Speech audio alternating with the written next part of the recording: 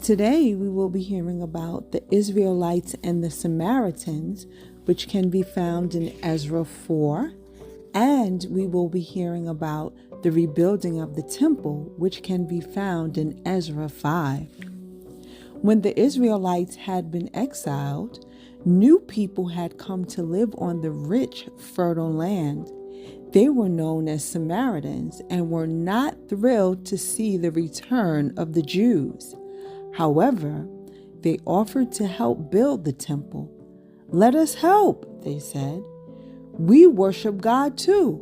But Prince Zerubbabel refused, for they also worshipped false idols.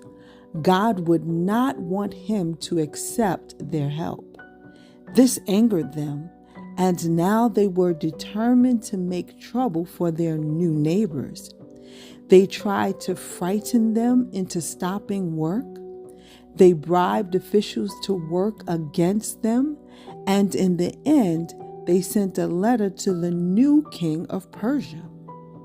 "Your Majesty, we thought you should know that the Jews have settled in Jerusalem and are rebuilding that evil city. Jerusalem has always been a rebellious city, and if they manage to rebuild it, then they will surely give you trouble and will stop paying your taxes.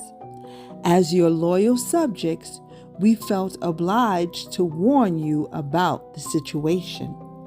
The king of Persia commanded that all work on rebuilding the city was to cease.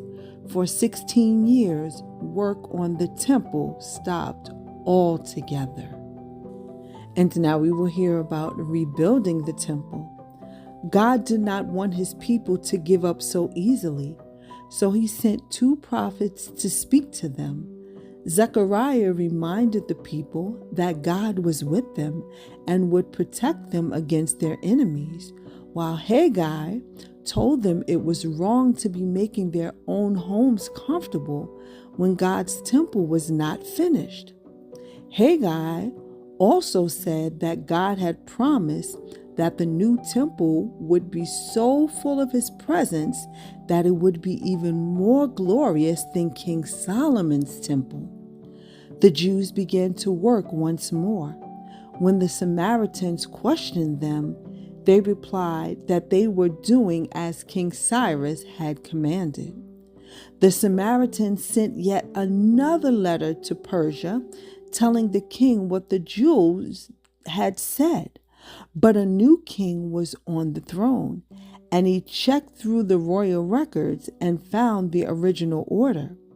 Then he told the Samaritans to stop interfering and to give the Jews whatever they asked for. Now the Jews were able to work properly on the temple, and when at last it was finished, everyone gave thanks to God. Next time, we will hear about how the men of Jerusalem married foreign wives, which can be found in Ezra 7 through 10.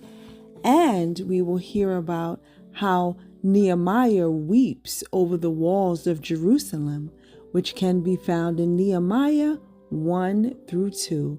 Until next time, be blessed.